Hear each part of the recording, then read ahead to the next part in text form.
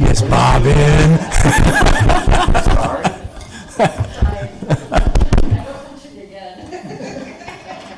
Good evening, everyone. Welcome to this regularly scheduled meeting of the Wethersfield Board of Education. We are in the Town Hall chambers. It is Tuesday, October 25th, 2022. Ellen, can we have roll call, please? Good evening, everyone. Mrs. DeRoberts? Here. Mrs. Drew? Here. Mrs. Granato? Present. Mr. Healy? Mr. Lacavoli? Here. Dr. Regan Lafrette? Here. Mr. Riley? Here. Vice Chair, Mr. Cassio? I'm excited to be here. Awesome. Chairman, Mr. Carey? I'm present. And Wethersfield High School Student Representative, Mr. Ryan Fazina. Here. All present. Thank you. If we could rise and have Mr. Cassio lead us in the Pledge of Allegiance. I pledge allegiance to the flag of the United States of America and to the republic for which it stands, one nation, under God, indivisible, with liberty and justice for all.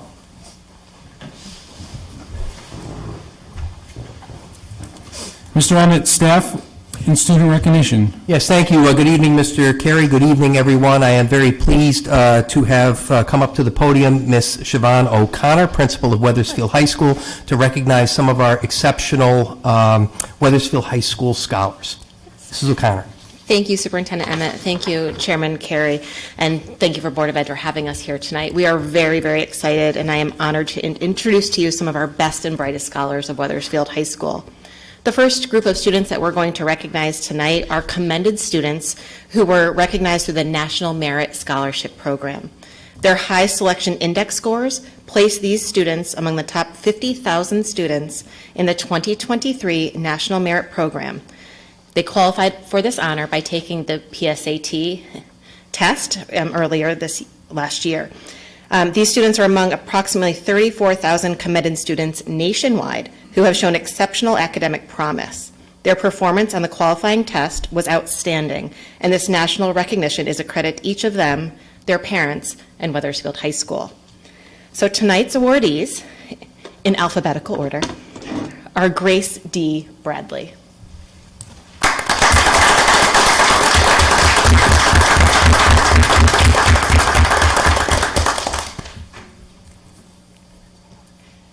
Congratulations, Grace. Great job. Great. Our next awardee is Bailey H. Cox.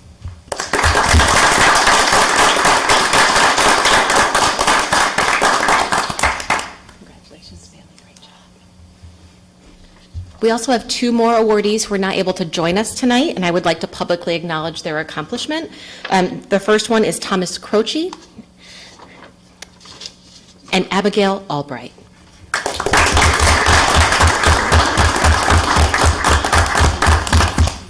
The final student we are honoring tonight has been recognized by the College Board as the recipient of the National Hispanic Recognition Award. The College Board organization awards 62,000 students nationally with this academic honor through the College Board National Recognition Program for excelling in their classroom and on the College Board PSAT assessment. Eligible students have a GPA of 3.5 or higher and have excelled on the PSAT test and/or earned a score of 3 or higher on 2 or more AP exams. Wow. Major accomplishment. Tonight, I'm honored to introduce to you Abigail Montez, the recipient of the National College Board's National Hispanic Recognition Award.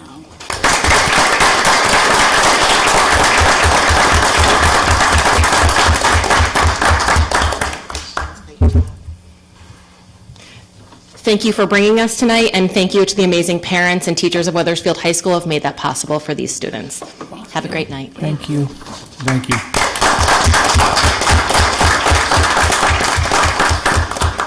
Any board members with comments? No, just congratulations. Keep up the fabulous academic work. Wonderful. Yes, Mr. Cassio. Thank you. Great job, parents. You really did a good job in training them and making them proud, and we're proud of them. So they did a good job. Good discipline. Congratulations. Anyone else? Congratulations. Thank you for coming. Congratulations. any other recognitions? None this evening, sir. Thank you. Moving on to minutes, approving of minutes. Do I have a motion to approve the October 11th, 2022 minutes? So moved. Do we have a second? Second. Excellent. Any comments, corrections? Seeing none with a motion and a second, all in favor? Say aye. Aye. Opposed? Abstention? Abstain.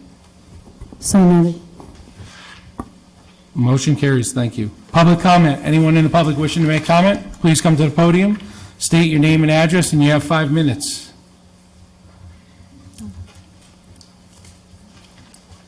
Seeing no public comment is closed. Mr. Emmett, communication.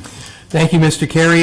Just a few items for everyone this evening. I just want to give everyone an update with regard to our COVID numbers. We continue to manage the COVID numbers quite well, actually. From Friday through today, we've had a total of only 4 cases across the entire district, 3 at Weathersfield High School and 1 at Emerson Williams. No staff members thus far this week. So we continue to do our due diligence with regard to making sure that we're using mitigation strategies. We still have an ample supply of test kits. The expiration date has been extended.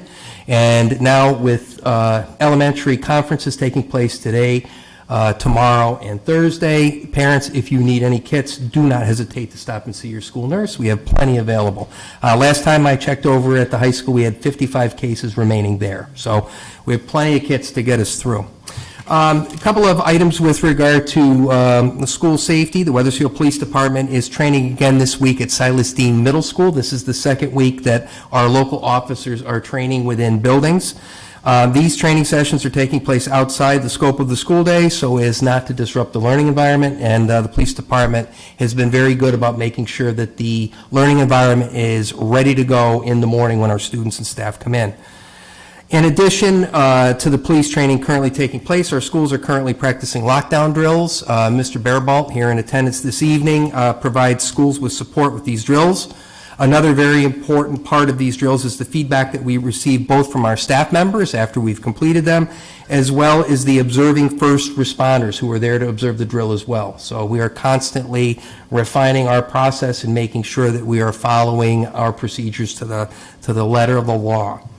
Last Friday, multiple school districts across the state were victimized by what are known as swatting incidents. These incidents occur when someone calls to report a false emergency in order to draw a large number of first responders to a school. While Weathersfield was not one of the districts targeted, we received information from the state as to how to respond to these specific swatting incidents. Our Director of Security, Mike Barabalt, consulted with the Weathersfield Police Department and also notified all of our school principals of the potential of a bogus call, so the district and the PD were prepared to respond if needed. Again, thankfully, we did not have any of those instances here in Weathersfield. Also want to talk a little bit this evening about our work in the curriculum and instruction realm. The district is presently piloting elementary math programs at the elementary level. The current Go Math program is phasing out of production, so we're looking at potential replacements. I had the opportunity last week to sit in on Miss Sullivan's grade 6 math class at Charles Wright, and I got to see the illustrative mathematics program. I was very impressed with the level of student discourse and the frequency of collaboration as the students solved problems. I appreciated the feedback on the program both from Mrs. Sullivan as well as the students. Further discussion on this topic will be forthcoming at an upcoming Student Programs and Services Committee meeting. And then I do want to finish this evening with a shout out to our Weathersfield High School football team. No, not for their current 5-1 record, but for their efforts in the classroom. As a couple weeks back, they participated in our second annual, after pandemic, Weathersfield Football Tackles Literacy. So members of our high school football team went back to their roots. They went back to their elementary schools and had the opportunity to read to students in elementary classrooms and also reconnect with their teachers from the elementary level.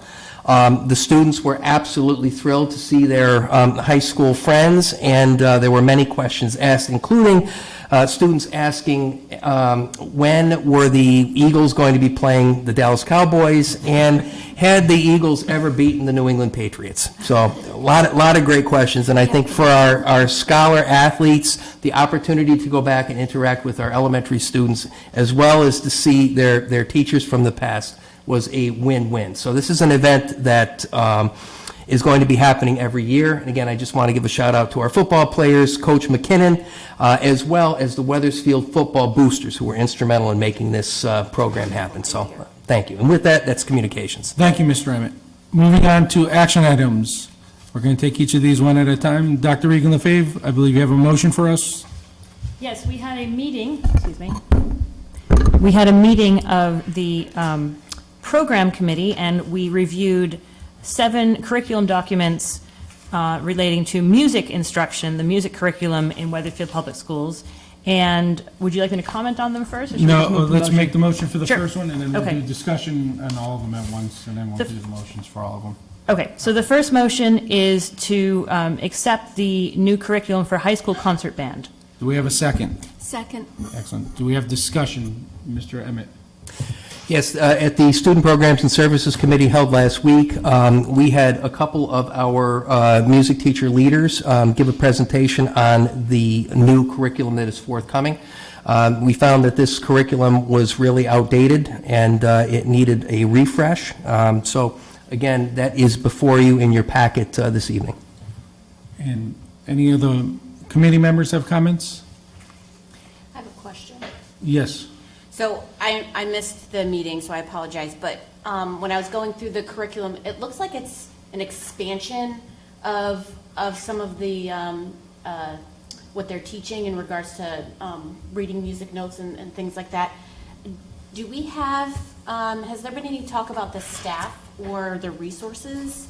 Because it looks like there will be a need for an increase with this curriculum. Yep, great question, is something that we discussed. So this was presented to us just in terms of a curriculum using the existing staff. So they explained that there are 2 reasons for coming up with this new curriculum, and all 7 of them fit together. One is that music is taught by just 1 or 2 people in each of our schools, and historically, I guess there hasn't been a great deal of coordination. And what they've done over the past few years, and they actually had intended to present this right before the pandemic started, and then it's been delayed for obvious reasons. And music, more than many subjects, has had to really pivot towards technology during the pandemic. They had a very difficult task ahead of them in adapting to the pandemic and teaching online. But anyway, so this has been a few years coming. The current curriculum that's in place in Weathersfield schools is based on the 1994 standards. And the bodies that govern music education have updated those standards. They were updated, I believe, in 2014. So this is the district's effort to bring it actually up to speed. So we've been a little bit behind. But it does take a great deal of coordination because there's no music administrator across the district for all these schools. So they've had to work pretty hard to get together to make this happen. So it's an update that also harmonizes to make sure, for example, that every student in elementary school finishes with the same music skills so that they can all play together in a band when they get to middle school. We asked them whether they need extra staff, and they said, of course they do. They also need, by the way, high-quality instruments that can be donated to the school for students who cannot afford instruments themselves. Basic starter instruments, I think, are also welcome, but in particular, if you have, a unused double bass in your attic, please think about giving it to the schools. But, they said, we're not coming here asking for more money. And we said, well, it sounds like you may have some requests. So put that together into a coherent budget, and we can talk about it when budget time comes. We can't make any promises.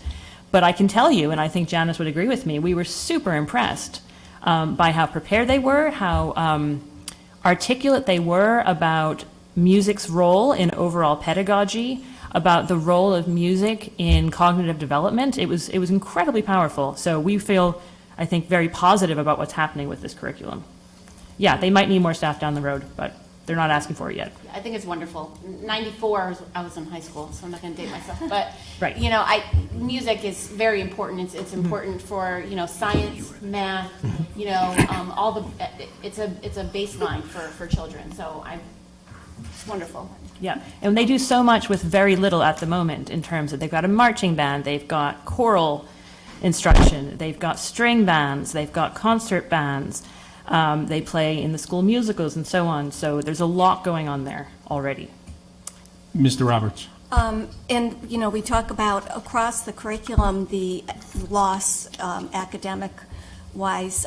In music, it's unique in their loss in that they because of COVID, even after they were back at school, they didn't have the opportunity to actually sing because that was a way to spread the disease, or play their wind instruments.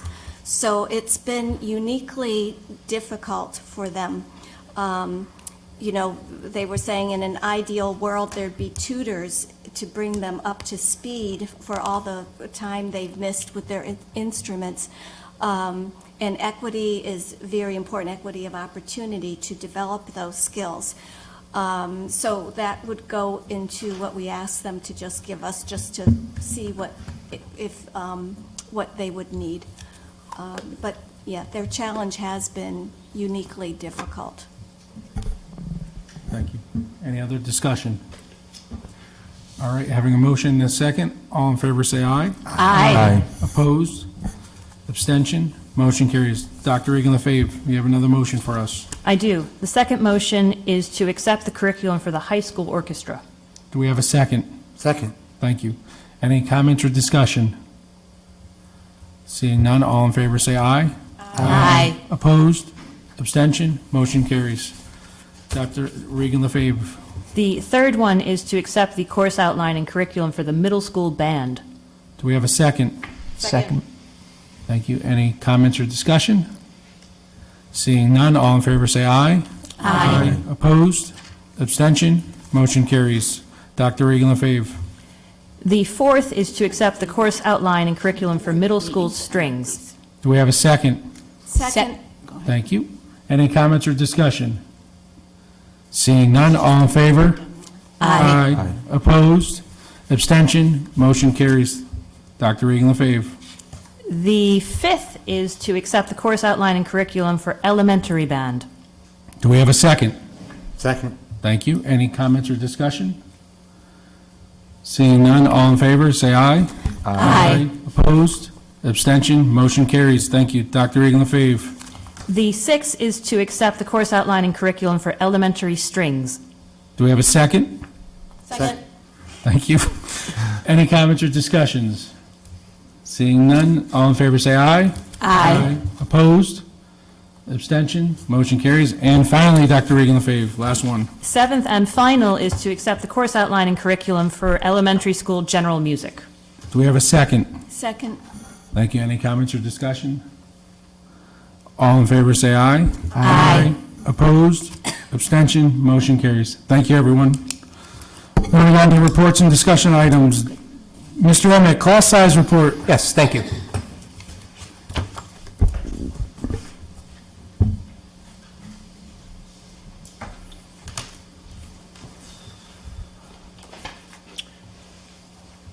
said the label was fixed.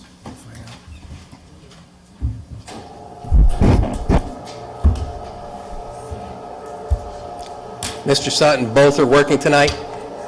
Perfect. We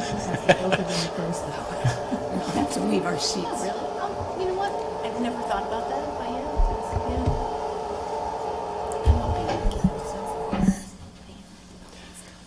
yeah. All right. Very nice to be with you this evening as I present the annual report on the elementary and secondary school class size for 2022-2023. These the data points are the culmination of all of our current students as of October 1st of 2022. This is an annual report that we've done on a yearly basis that really gives us a snapshot of what our enrollment numbers look like across the continuum from preschool right on through the transition academy up to age 22.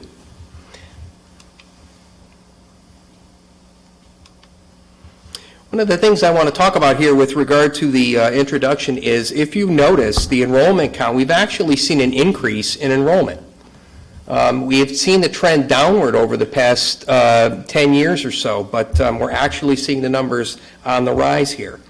And I do want to point out also with regard to the pre-K, the numbers currently at 62, we do see those preschool numbers rise as the year goes on, as we do more transition from birth to 3 services into providing special ed support for our 3-year-olds.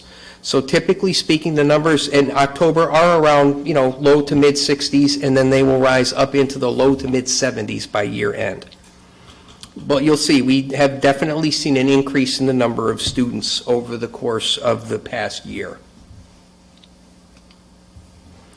In terms of the number of sections, we have 2 fewer sections this year than we've had, and those were related to class sections where we reduced, and then in some areas actually increased based upon the student enrollment numbers.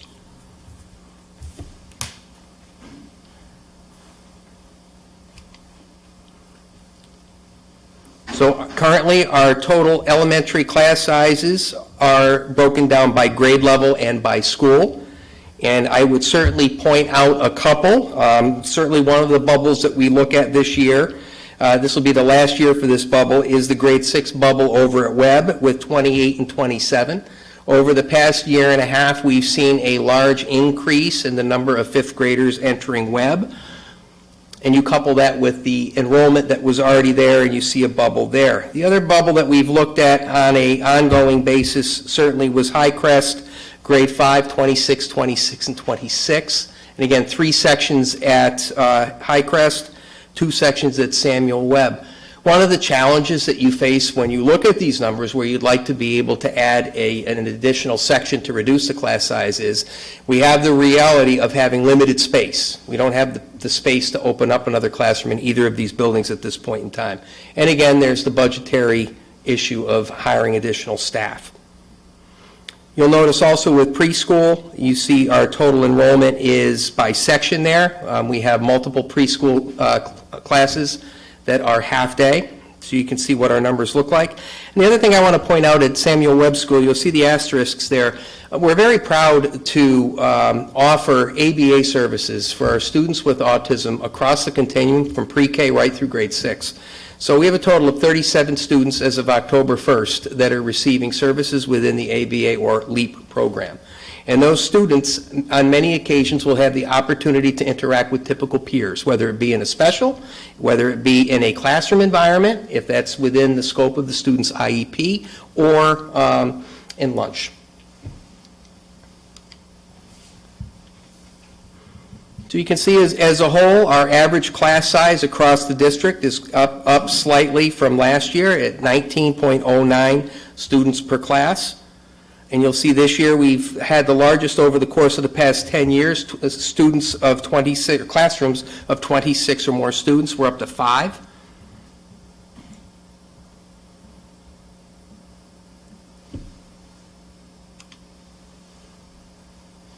And again, breakdown by school.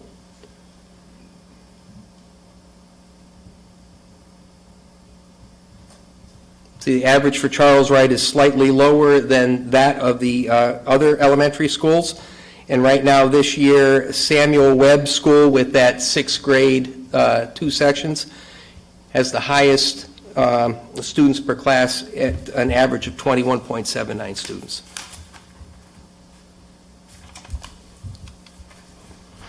Looking at Silas Dean Middle School, here's grade 7. And these are the various sections by content area across teams. Here, for the most part, you see a pretty even distribution of classes. Again, I'd like to see the pre-algebra 7 for both, actually, both orange team and green team. I'd like to see those numbers a little lower. But again, it becomes a staffing issue.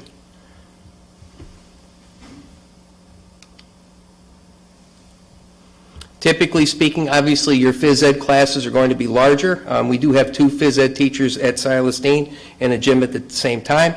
And obviously, the other section, Spanish, is hugely popular, as well as Italian, so the world language classes are always well subscribed.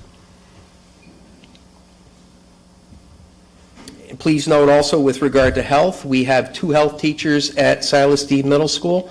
Our second health teacher came aboard approximately a month into the school year, so we're fully staffed in the health realm right now. And then here we are for grade 8. Again, you see for the content areas a pretty consistent distribution. And as is the case in 7th grade with 8th grade, it's the same issue. You'll notice multiple sections of Spanish. You can see Spanish is clearly the numero uno in terms of popularity among students, followed closely by Italian and then French. You'll see that trend also when we get to the high school numbers as well. When you see those higher level classes like your French 4, your Italian 4, and Spanish 4, the number of students that take those courses does tend to go down. And again, you can see our class size ranges. We are up slightly compared to last year.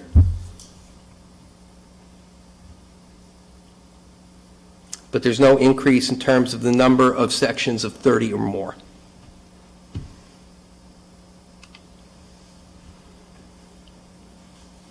And then here are our ranges by department.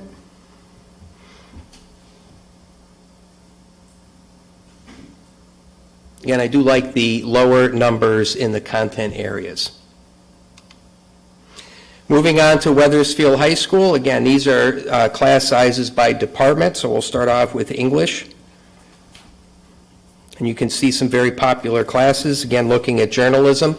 I know journalism is a hugely popular class, one that all students want to take.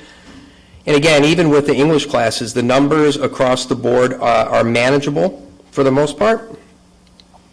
You'll also see difference, like for example, with English 11 honors, you'll see differences in the 4 sections from a range of 17 in one section to a range of 26 in another. Some of that is just a function of student scheduling, trying to get the students the classes that they want and need.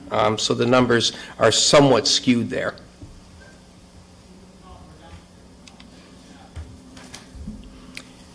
Here's the class sizes for math. It was interesting, I was going back through the class size report from 2012, 2013, and I was struck by the number of courses at the high school level that weren't on the list in 2012, 2013. Like you'll see here, one thing I wanted to bring to your attention, the UConn stats class, the AP stats. Your sections of 23, 22, and 22. So that's over 60 kids that are getting an opportunity to get college credit coming out of Wethersfield High School. That is something that did not exist 10 years ago. Here are the numbers by science.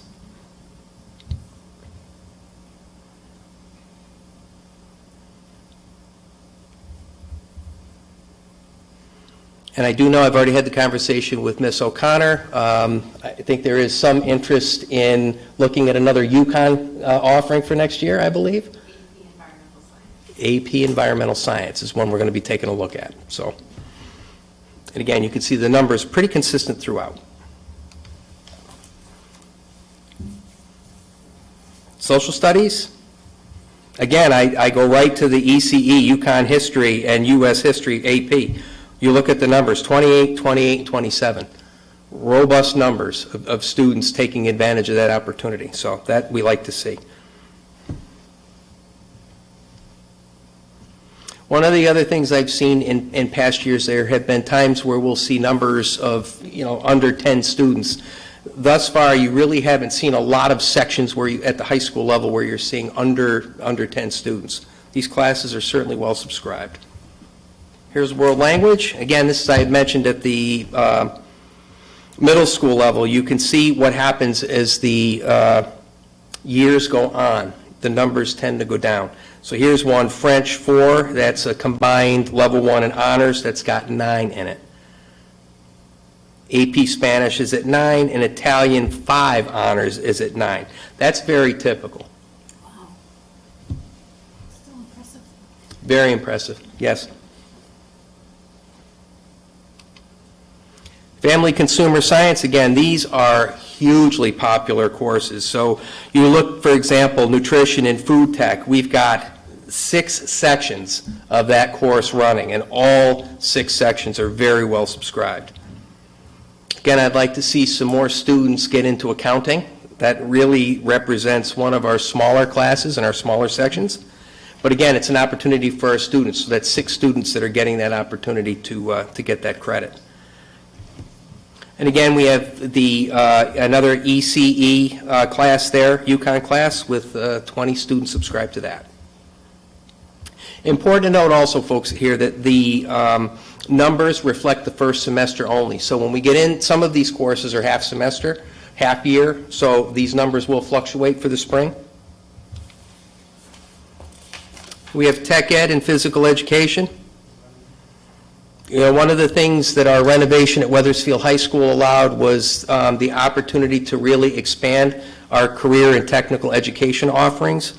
So again, you go back 10 years, and some of these courses were not even offered. And then with PE and health, obviously PE is a mandate at the state level, so we have multiple sections there. And then art and music. This evening, you just approved a great deal of curriculum for art and music. It was said by one of the board members about how important music instruction is. It absolutely is. It's part of the fabric of what our district is all about. So, and you can see here by the numbers, the number of students that we have that are engaged in music, whether it be concert band, concert choir, treble choir, music theory, the chorallaires. It's an opportunity for students to perform. It's an opportunity for students to thrive. So we think it's very important.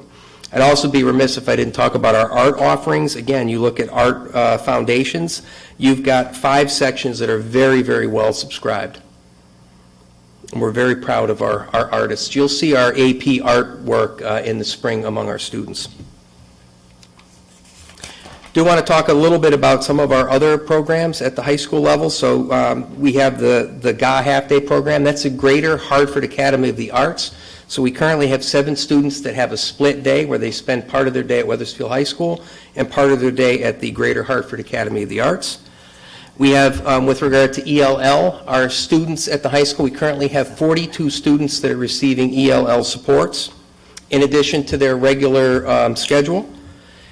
Our ALS program is currently at 12 students. That's a self-contained program. It's our adaptive living skills program. And then what we used to call our ADP program, now known as the Bridges program, currently serves 16 students within 2 classrooms.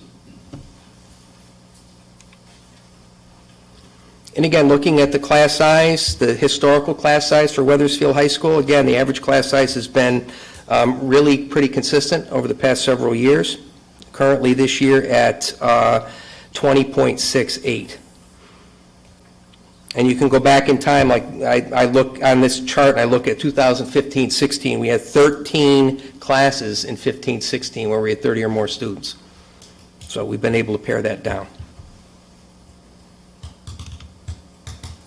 And then class sizes by department.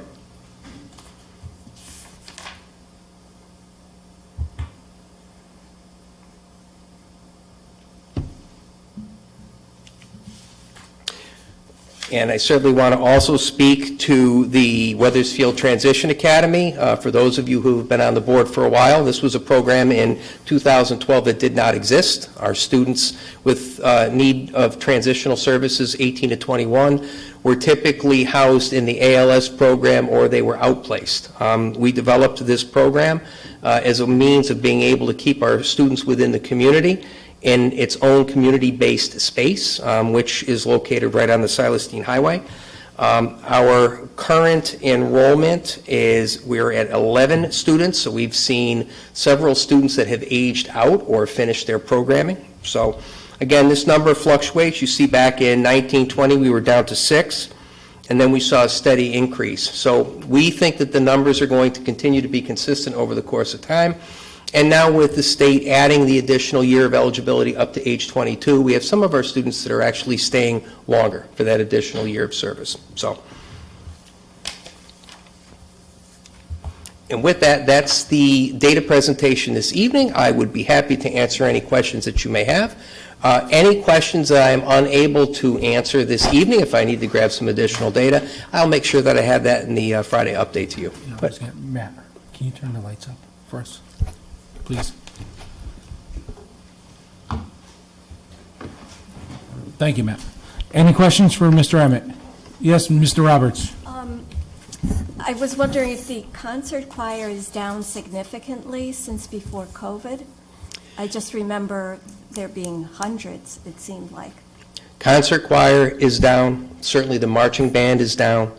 As was stated earlier when we were talking about the curriculum, when we had the Student Programs and Services Committee, Emily Caravella and Katie McLean talked about just the impact, where we had so many social distancing rules, we couldn't have kids singing together. We had to have, we had to buy PPE for musical equipment. We had students that were on hybrid, where, performing from home and just losing that connection. We've certainly seen a reduction in the number of students that have participated in music. And that, I think, was one of the driving forces why the teachers felt the need to make the curriculum more robust. I also think from a perspective of getting back into the in-person performing is absolutely huge. And I go back to last spring when we had the festival.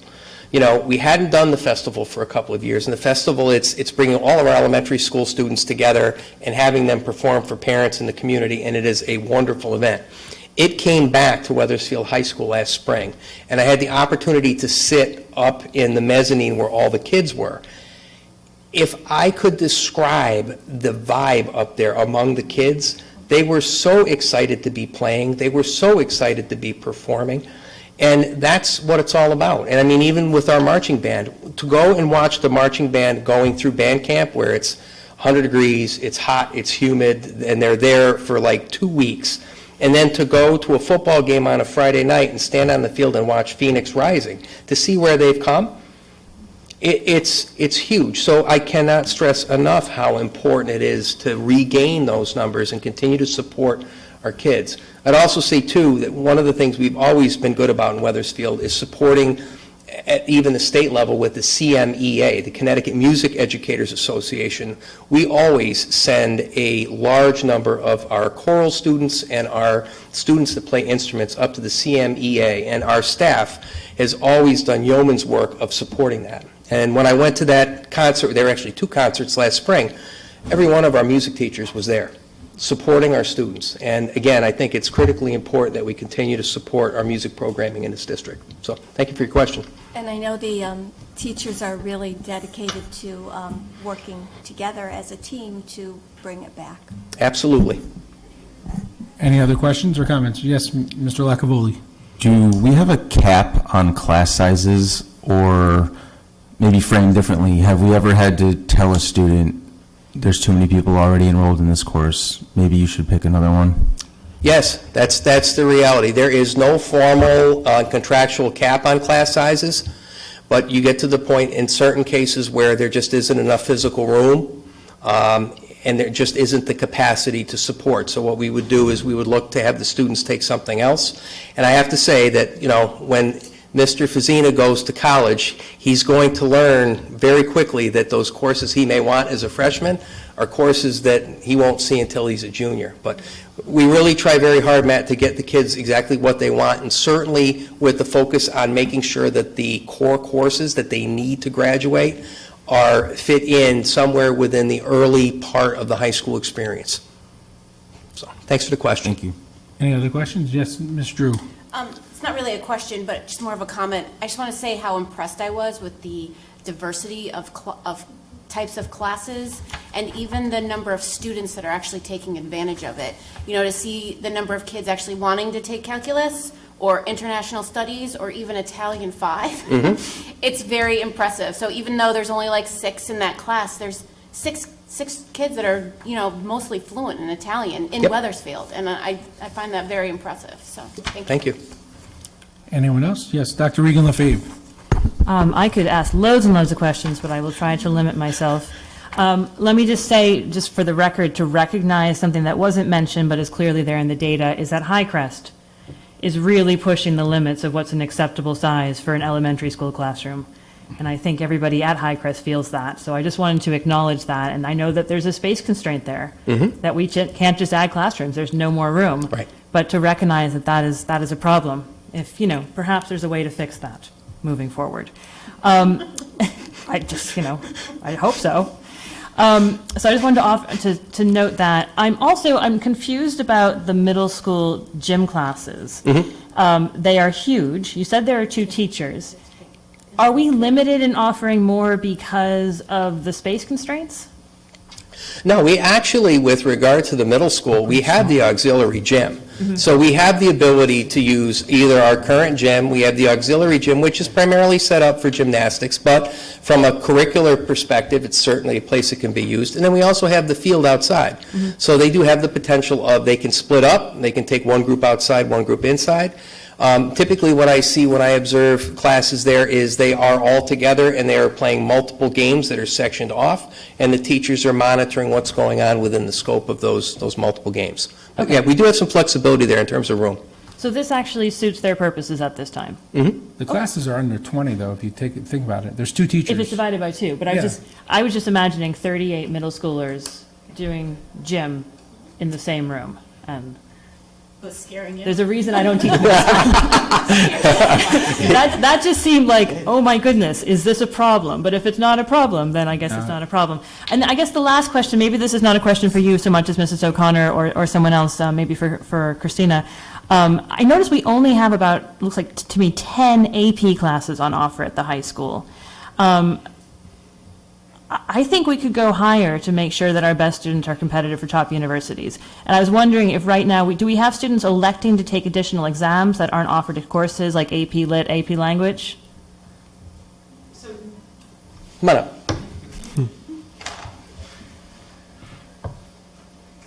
Because those are 2 that I see as missing, and often if you haven't done those classes, a lot of universities, you have to go into a kind of foundational writing class, and that's something that students from private schools often know about as a trick to skip certain college classes. And the others I don't see, I mean, this is obviously my personal interest, but they're very common at the college level, AP Euro and AP World History. Yep, so we offer AP Euro every other year. Every And other so- year. yep, Okay, so that's why it's not here right now. Correct. Okay. So we will look at, we're trying to increase our offerings, I'll be honest. FTE is always a problem in Sure. order to get to all of our course requirements. We are interested in adding some AP courses, but obviously that means that we will have to sacrifice some other courses that might not be as popular. So we do offer some classes on a rotating basis, so computer science A versus computer science C on the off years, just because we don't have enough FTE to support Right. it every single year. And be frankly fair to our budget and allow for what we can really afford based on salaries, et cetera. We are looking at AP Environmental Science. We're also looking hopefully at AP Gov. That's a very popular class that I think would be another possibility from civics. And so we're exploring all of those as well. I would love to offer more AP classes. Yeah. I'll also always put a plug in for more teachers to teach those classes. Yeah. Want to do that? Yeah, I would really urge the AP English Language and AP English Literature, which some students take without having taken a class, if they've just taken honors level. That would be, I think, something that would We also- really be valued by the students. We also we run concurrent programming with ECE through the UConn Yep. extension program. So I think there's also that piece of negotiating. They're currently looking at their programming, so that looks a little different currently, and they, I believe, are in evolution of what ECE programming will look like at the high school level. And so they're in transition as well, so we are working with them to support their transition, and hopefully they continue the program, but there is some conversation at the college level too regarding that. Exciting conversations to come on the programming committee. I hope so. Okay, good. Thanks. Thank you, Siobhan. Any other questions? Yes, Mr. Riley? How does a class become an AP class, or how do you determine which ones you offer? Well, it's, Sorry to make you walk all the way back. back up. So AP courses are designated by the College Board and have a particular curriculum that they assign to that level to ensure that across the nation, we're offering the same course material in order to award college credit. A lot of colleges require a certain score on the AP exam to actually have that credit go over into their college transcript. Many colleges, especially the more competitive universities, are 4 and above to actually gain that credit.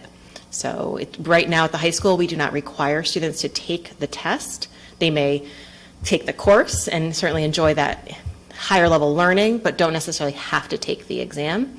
I would love to see more students taking the exam than we currently have, but right now that is their choice, and we do not fund their exam, where other school districts also do fund their taking of their exam. Thank you. You're welcome. Mr. Cassio. Just an observation regarding the AP instruction. The instructor Yes. and the training and the ability to take on that caseload Yes. also creates somewhat of a situation as well. Am I correct in saying that? Yes, I'm not sure exactly what you mean by situation, but absolutely. We want the people who are teaching those AP courses to be well-versed in the curriculum that they're going to be offering students. Obviously, it requires more time and investment because you are following a more rigorous course load, and that's difficult to manage sometimes. And so you also want a high level of content knowledge. For example, of AP Computer Science, there's only certain people in this world who could teach that class, and so Absolutely. it's important. And then just another observation is that music instructors are very difficult to find as well within the state. We're trying to find, good qualified individuals to come into the classroom and begin to teach music. So I think that might be a goal for the district to start, really going after, digging into the colleges to find out where we're going with that. Because I know there's quite a bit of shortage statewide as well as in Weathersfield. So. Thank you. You want to wait, or you're gonna test it and go all the way back? Okay. Any other questions or comments? Slowly. I think we're good. Mr. Chairman, I have a question. Yes, sir. So if we're, the net gain of teachers in elementary schools -2, did we lose 2 teachers through attrition? Did we gain, was that a budget saving, or was that? It was, did we yeah, anticipate it in budget? good question. I knew that question was going to come up. Yeah, so that was part of the budget savings that we saw when we had the reduction. So town council reduced us a certain amount, and we looked at savings through retirements and attrition. So that's where that comes from. But yet we had a gain of 24 students in the elementary school. So what was the impact of those 2 teachers that we attritioned? Well, you can see some higher class sizes there. And again, usually when students come in, we don't see a huge concentration in one specific grade level. I will say that we saw a bump up in grade 6, grade 5 last year for web. But students come in across the spectrum. So again, it wasn't specific to one grade level or one section. Okay, so it was scattered about? Mm-hmm. Thank you. You're welcome. All right, right. Moving on, sites update. Yes, it gives me great pleasure to welcome to the podium Miss Liz Freitas and her team to talk a little bit about the sites program that this district has been engaged in over the past several years.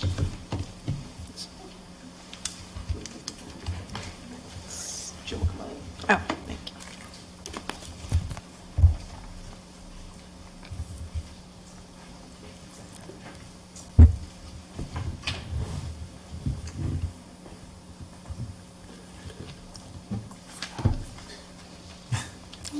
Again.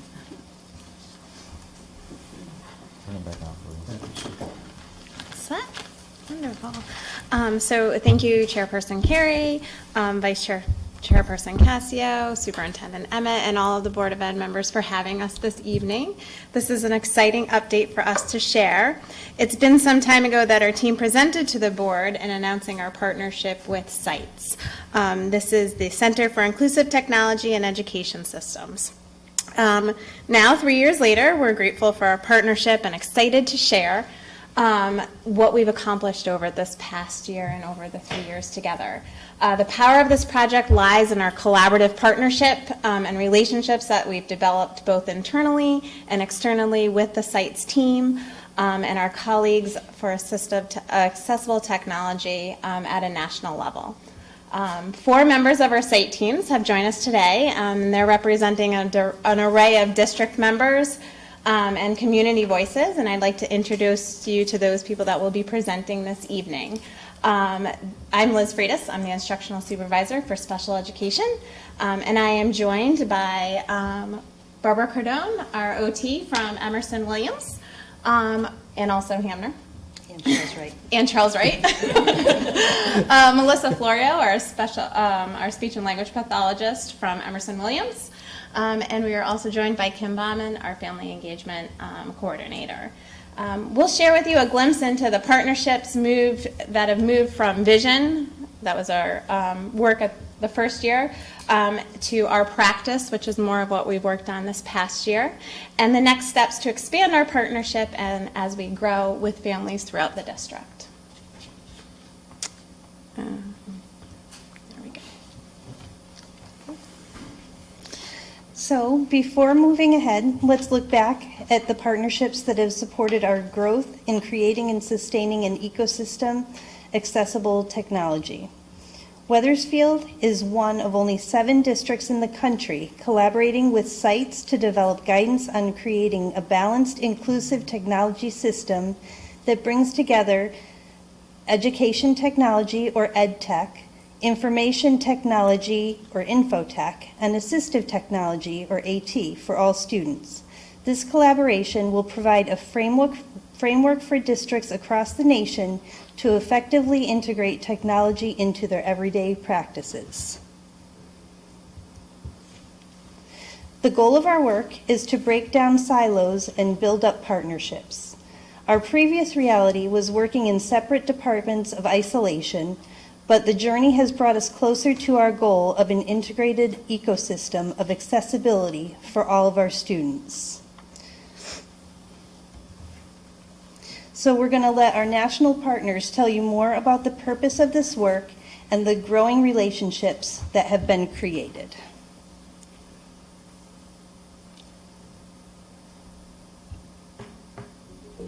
Technology becomes the avenue for access to learning for a lot of our students with individualized needs. And if we begin collaborating from the beginning, then we have an opportunity for us to talk about how that fits and could benefit all of our learners. We have a lot of people that are all working together to make technology work for kids. We know that the work that we do often can become siloed. We get into the work and keep doing what's right in front of us. The problem with that is that we don't see in other people's lanes.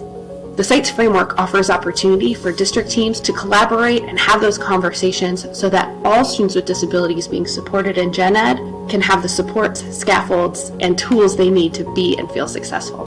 One of the things the SITE framework does, because it brings people together, it helps foster relationships. And with relationship building, there's greater awareness, there's better problem solving. It's sort of like the first step in this wonderful path to make things better for students in every way. The SITES experience. Okay. Thank you. Technology becomes the avenue for access. Thank you. So the evidence of this framework development was recently shared with Christine Fox, the project manager from SITES, during her visit to Weathersfield Public Schools this past month. Tonight we will focus on our work in the areas of teaching, learning, and family engagement.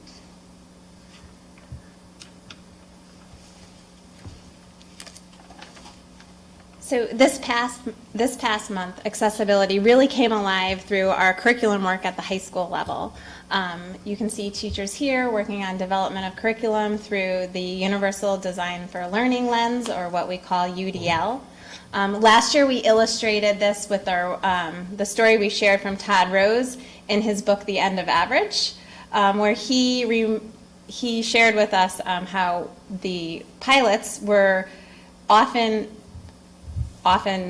were injured when they were in their planes and fighting in the 1950s. And the work here that they focused on was first to design, they took 2 considerations. The Air Force took 2 considerations. They could design planes that were the same size, and everybody had to fit into those same size, or the planes could be designed for an average pilot. Unfortunately, that was much too expensive. And so in the end, the planes needed to become adjustable so that the pilots could sit safely regardless of their size. So we apply this idea to curriculum. And our goal is to build curriculum that can be accessible to all students and accommodated to meet all the different learners' needs. This is the work we see teachers applying to their practice today.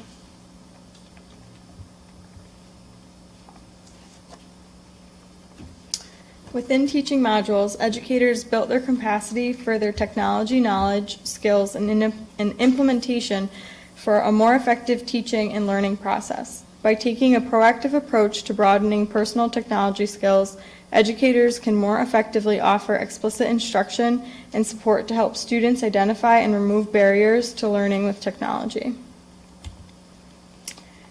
Learning opportunities offered through technology should be inclusive and available to all learners, including those students with disabilities. Digital tools can offer more flexibility and supports for learning than traditional print-based formats. In many cases, these tools are also shown to support increased learner engagement. Technology has become a powerful tool for student voice. For many of our students across the district, engagement and learning became more accessible with the use of Chromebooks, Google Read and Write, and augmentative and alternative communication devices, or AAC devices. Our preschooler, seen here, communicates with others using her district-provided AAC device. This platform gives her accessibility to communicate her wants and needs and participate in her learning in a way that she would not otherwise have.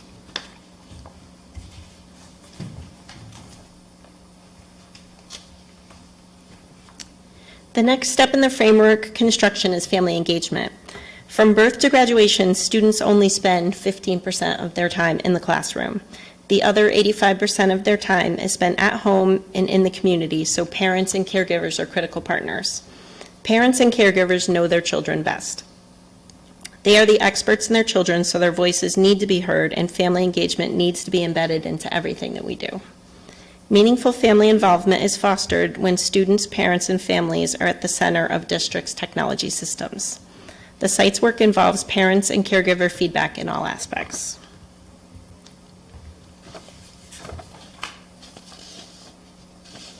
Accessibility is important not only for students, but also for parents and caregivers. We are proud to say that through our new Parent Square technology, 99.8% of our families are contactable. Parent Square can be translated into 112 different languages, and currently 21 different languages have been chosen by Wethersfield parents. What's unique about Parent Square is it's a two-way communication between parents and staff. Since we introduced direct messaging this August, 21,389 messages have been sent between parents and staff.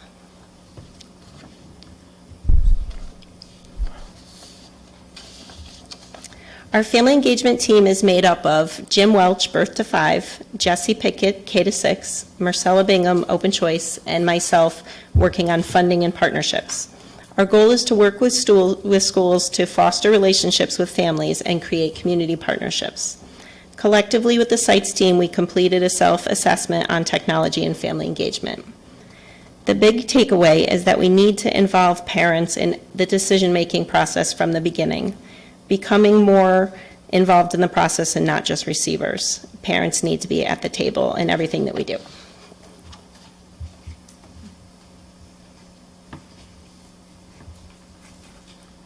As we look forward, our efforts will focus on continuing to build our partnerships with families when planning for technology, but more importantly, empowering parents to make choices and be the voice of their students' change.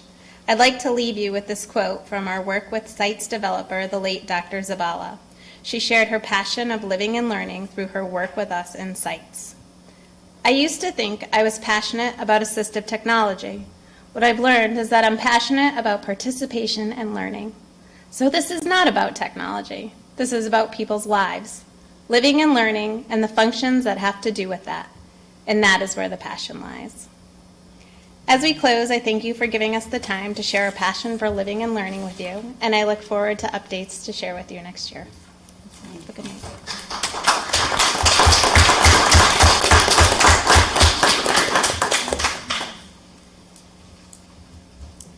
Matt. You failed me. You said you weren't going to fail me this time. He's learning. My notes. Give it 1 second. He's going to put this up. Thank you.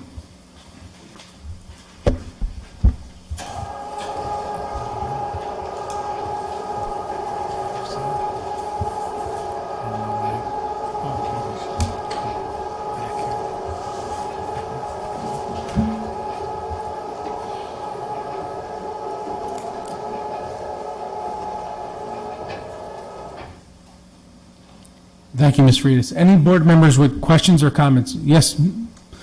How did we become one of those 7 districts? So 3 years ago, there was a grant for the SITES framework grant, and as a group, we applied for that.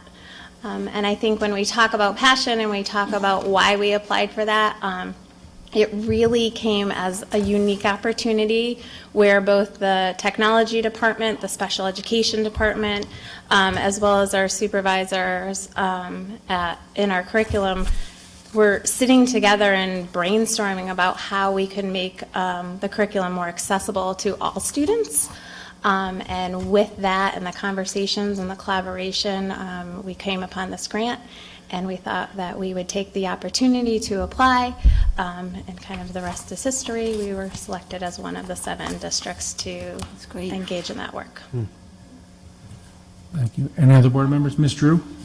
Was Parent Square, was that from you, or was that from the district, or? So Parent Square is a district initiative that aligns with our priorities. We selected that to present, as that is part of the work that we would do within the sites work with our national partners. Really what we're looking for is to develop a framework, or to support the sites group through CAST to develop a framework that will then be presented to all districts across the nation, and how they can help develop inclusive technology and support within their schools. So that is one of the examples that we had shared with the sites committee as they came for their visit. I was just going to say, Parent Square is wonderful. I love it. Couldn't agree more. I am one of the 21,000 messages that goes to my teacher. So Good. I appreciate it, and it really, I think it's really innovative, and it really, I think one of the, we have to bring the parents more in to the schools and their schoolwork, and especially, this happens to be the week for parent-teacher conferences. So I just appreciate it, and thank you very much. I appreciate it. I couldn't agree more. I love it. Yes, that's much of the work that we want to look forward to, is including parent voice. Thank you. Any other board members? Yes, Mr. Riley? Just had a question. How do you determine what programs and devices are considered inclusive? So it depends on the student, right? Each student might have a different need.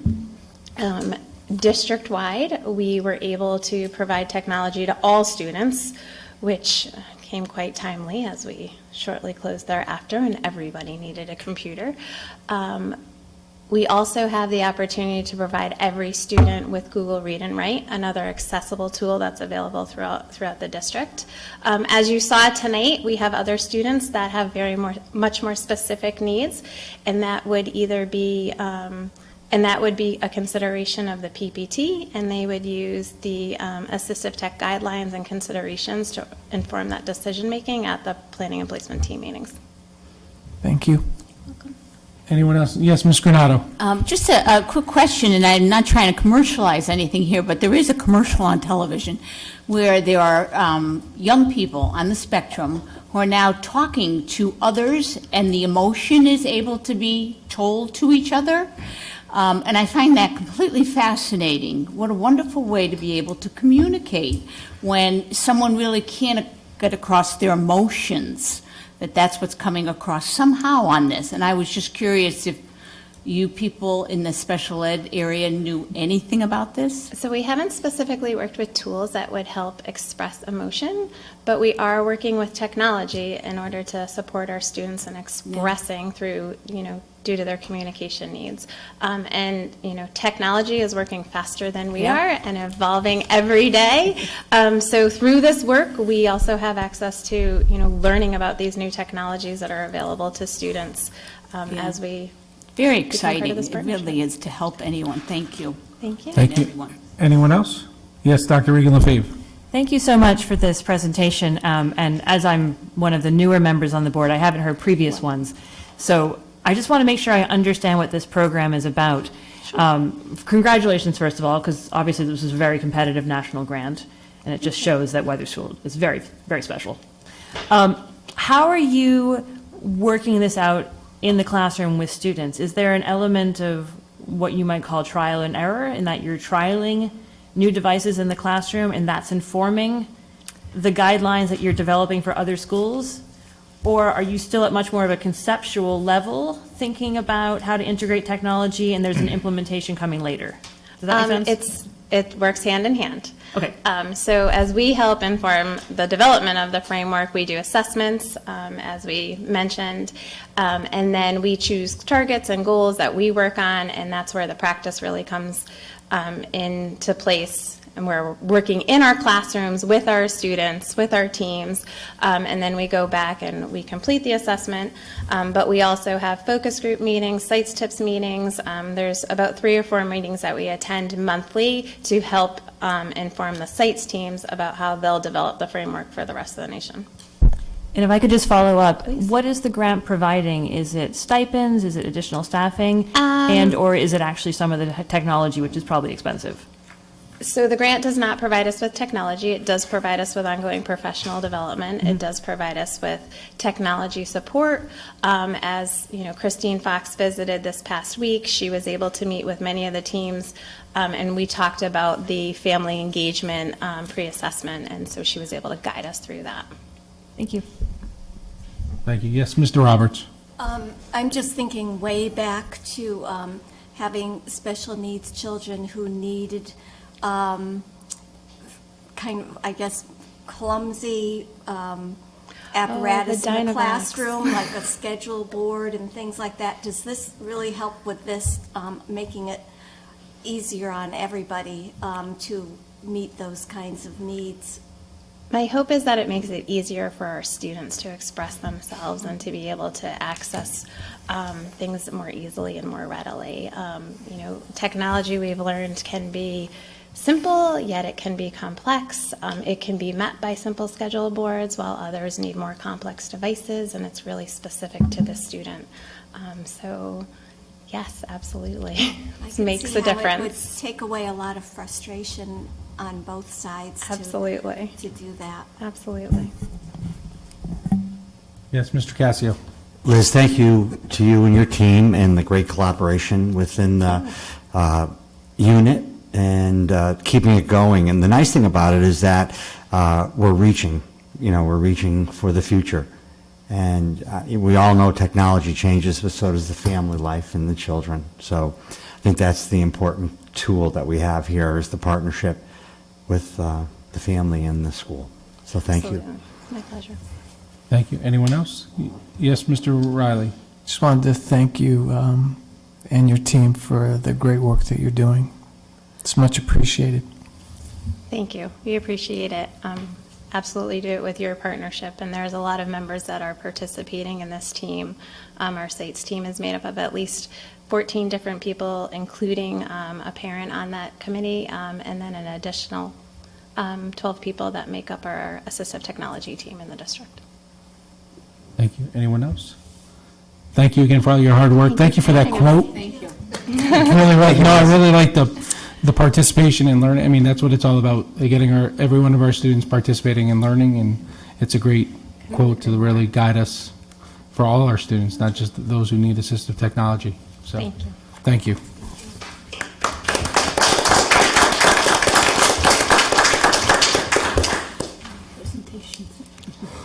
Moving on, announcements and information. Board members, make sure you're looking. If you cannot make a committee meeting, please let the chair of the committee know ahead of time. Meetings held, we have the facilities and maintenance meeting on 10/17/22. Mr. Cassio. Thank you, Chuck. So we had a great meeting.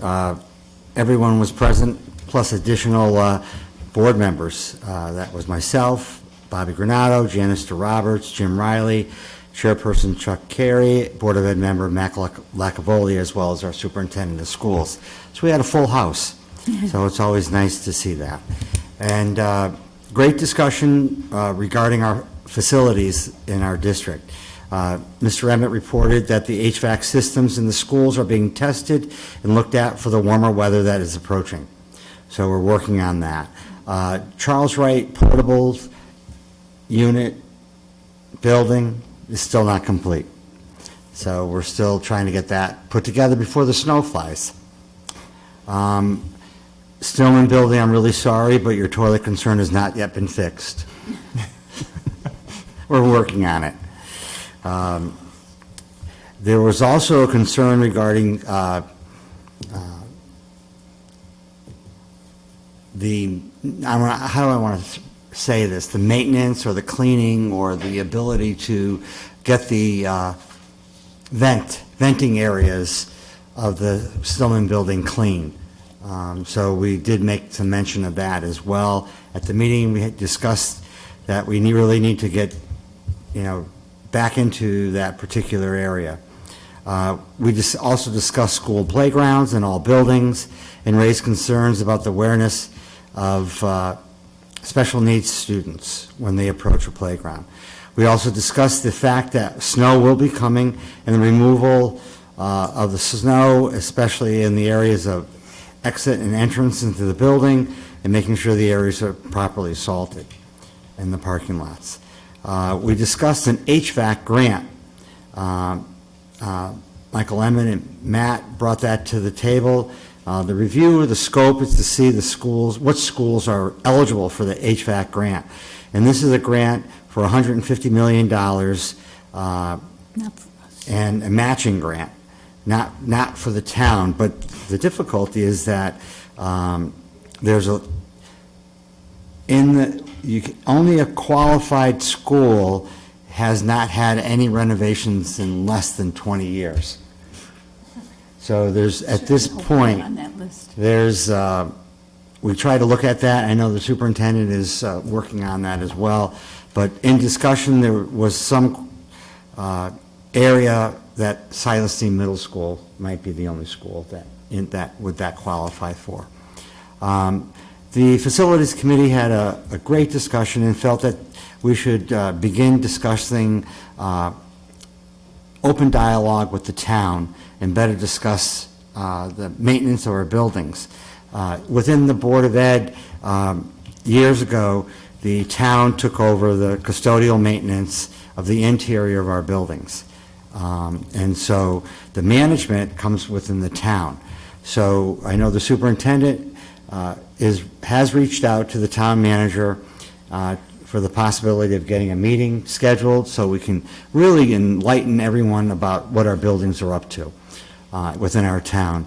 We discussed having our next meeting on Wednesday, November 16th, and anybody that was present, you're more than welcome to chime in and give your thoughts. I think I covered about everything. I think you did, yeah. Excellent. Thank you, Mr. Cassio. Jen. That's good? Yeah. Okay. Moving on, Correct Council on 10/19/22, and also the WEC, which is not listed on 10/18/2022. Ms. Granado is going to give us an update on both those meetings. First, the Correct Council met on Wednesday, October 19th. The Correct Council is the Capital Region Education Council, of which Weathersfield is a member, along with 35 other surrounding towns. The council is responsible for all the regional magnet schools and Project Choice. They have also organized and run our Hartford Head Start. The presentation to the council was by Robin Cecier from the State Department of Ed. She was giving an update on Sheff versus O'Neill settlement. She focused on Phase 5, which is the present 10-year term for our magnet schools. Robin spoke to the objectives stated for this phase of Sheff O'Neill, and there's more info and a most informative PowerPoint of her presentation on the CREC website. Greg Florio, who's the executive director of CREC, introduced Kara Hart, who's responsible for the CREC Cooperative Purchasing Program. She spoke to the wide array of products and services available on their marketplace, and that's for the 35 surrounding towns. Lydia Tadone is the CREC Council's chair, and she gave an update on the CREC Foundation and their fundraising successes.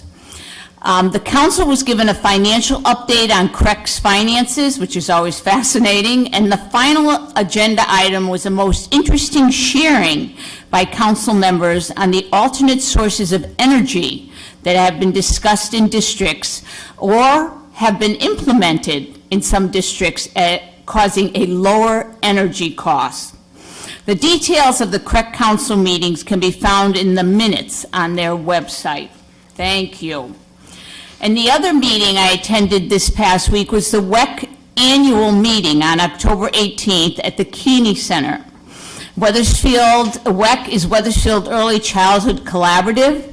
Their mission is that all Weathersfield children, birth to 8, are healthy, developmentally successful learners, and connected to the community.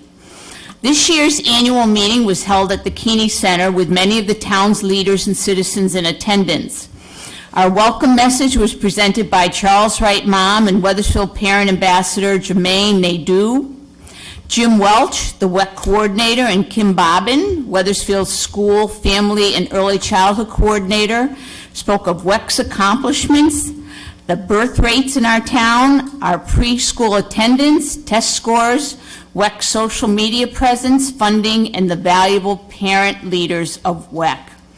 There was a presentation on social and emotional support for our children. The first presenter was Lauren Cardone, a Highcrest mom and clinical social worker. And the second presentation on SEL was by Maya Vasquez, a web mom, and a parent cabinet member, Ivana Montez, and Mr. Lovey Brown. The evening ended with a celebration of WEC's 10 years working with our youngest citizens. Thank you. Thank you, Ms. Granado. Student Programs and Services Committee on 10/19/22. Dr. Regan-LaFave, do you have anything to add? One of the things, so most of this meeting, as I mentioned earlier, was taken up with discussion of the music curriculum. That was a fantastic discussion, and we were really impressed with what was presented to us.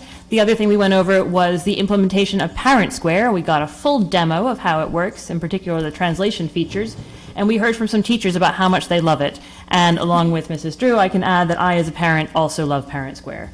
So overall, I feel good meeting. It's always a good time on the Student Programs Committee. We learned so much about our schools and the great work they're doing. Thank you. Moving on, Finance and Operations Management Committee on 10/25/22. Ms. Drew. So we met at 6:15 this evening. And Exactly. good news is currently we are actually under budget of about a little over $96,000. We discussed the lunch program and some of the issues in regards to transportation. We still struggle, and hopefully things will start to even out. So we're beginning to implement a program where the parents can monitor their children on the bus and see where they are. So it's a slow rollout. So we're hoping that it'll start to speed back up. So. Thank you, Ms. Drew. Meeting scheduled, we have the Students Programs and Services on 11/15/2022. We have Correct Counsel on 11/16/2022. And we have Policy and Planning Committee meeting on 11/16/2022. We have no unfinished business, public comment. Anyone in the public wishing to make comment, please come to the podium, state your name and address, and you have 5 minutes. Seeing no public comment is closed. Board comment, any board members wishing to make comment? Yes, Mr. Cassio. Thank you. I had the opportunity on October 19th to attend the Webb Elementary School PTO meeting. It was a packed house, and they have it together. What a great group of parents working hard for the betterment of all students at Webb. And what they've done, they did a welcome packet, they have surveys, finding out what the parents are interested in. They have scheduled a lot of events, lots of events, and I just basically asked, wow, where do you find all the time? And but they are excited, they have a lot of things going on at their school, and what a great group. They're really engaged, and want to just thank the opportunity that I was able to go, and I will be attending their next meeting. They have, they'll be selling poinsettias in November, and they'll delivery early December. They have cookies and pies that are being sold. They're going to be doing a Wolfpack family game, a lot more to follow. It's, amazing what things have changed when I was there. More to follow. Any other board members? Yes, Dr. Regan-LaFave. First of all, I'd like to wish a very happy Diwali to anybody in the community who is celebrating. It is the Hindu festival of lights. And on the topic of lights, I mean, I hope that your year be full of light, but the clocks are falling back this weekend, unfortunately. We know, yeah, I know. This is something that's done to terrorize parents of young children. But in all seriousness, I just want to ask the public to be extra careful on their commute, particularly late afternoon. There are so many studies that show that it is really healthy and good for students' attention in class, for their learning and their overall well-being to walk or ride bikes to school. Please, can we all work together to have a community where it is safe for them to do so? So extra caution as it starts to get darker in the afternoon, please. Thank you. Thank you, Dr. Regan-Levine. Anyone else? Yes, Ms. Granato. I want to give a shout out to Judy Keene and the Keene Foundation for another wonderful Cove Carnival event. The weather was great, the crowds were big, and this event benefits our students with a robust after-school program. So thank you, Judy, for all you do for us. Thank you, Ms. Drew.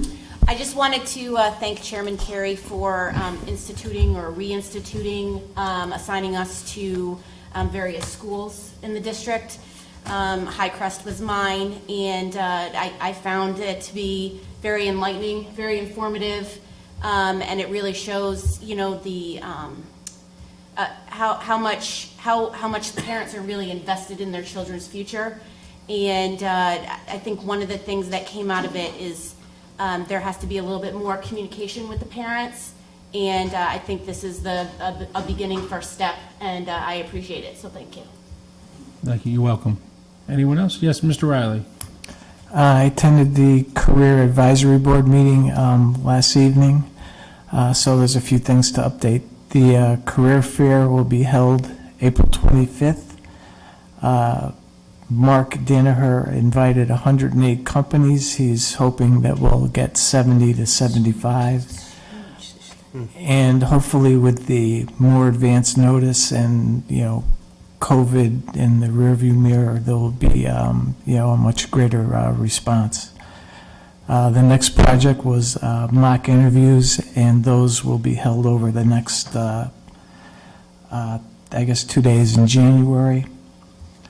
There'll be 3 lunch and learns over the next 2 months.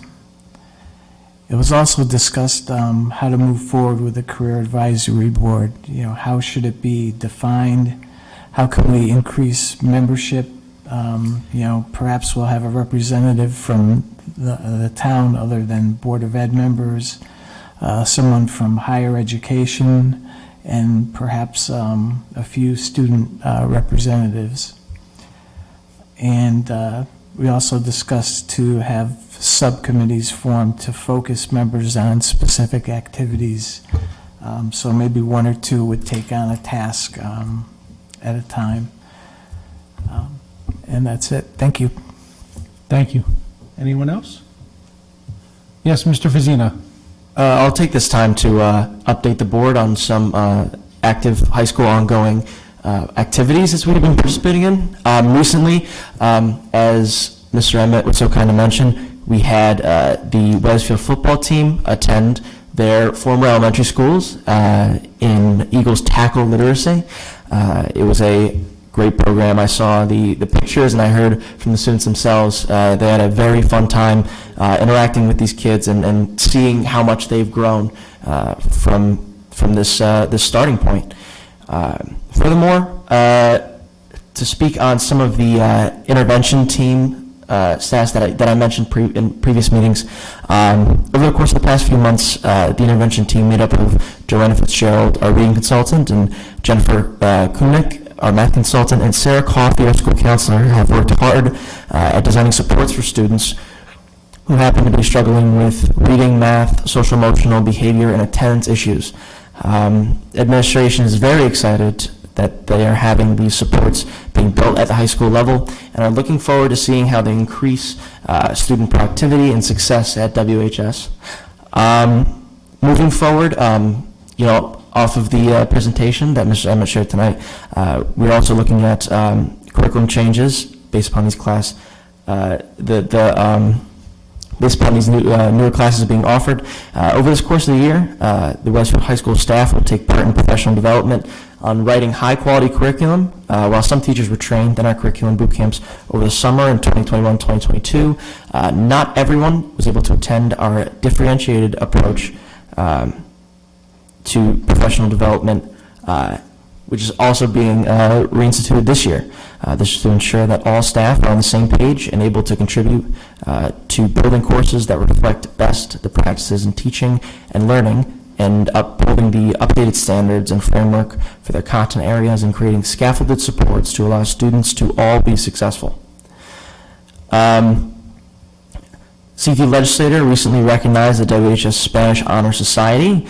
Representative Bello put forward a proclamation recognizing the efforts of the Spanish National Honor Society to increase awareness in the profile of Spanish-speaking populations. This representative was also followed up with another representative, U.S. Representative John Larson for Connecticut. He happened to visit the Young Democrats Club earlier last week and answered questions about current issues in the democratic process. He stayed for over an hour and fielded many, many questions. Next week, our Young Republicans are ready to welcome Dr. Larry Laser as well. That's all for WHS. Thank you. Anyone else? I have a question. Yes. So Mr. Fazina is a wonderful addition to our group, and I was wondering if maybe we could get him a sign so that he's really official. Yes, have a name tag? Yes, it just No, needs he to is. arrive. It's been ordered, it just Okay. hasn't made it in yet. Like everything else, right? The pandemic slowed it down. Yes. Thank you. And I would like to just ask Ryan if he could give a shout out about the dates for the Our Town play that I know you're very important part of. Absolutely. If I know I have this written down somewhere, so I'd rather not mess it up, even though I am participating. Of course, I forget. So Our Town, the renowned play, is coming to WHS. It's written by Thornton Wilder and is a great show with really profound messaging. This will be shown on November 10th, 11th, and 12th at 7:30 p.m. within the WHS auditorium, as well as another showing on November 13th at 3 p.m. I believe that's a Sunday, so. Yes, you're right. You got it right. 13th is Sunday. Good job. Anyone else? Seeing none, do we have a motion to adjourn? So moved. Do we have a second? Second. All in favor? Thirded. Aye. Opposed? Abstention? Motion carries. Thank you.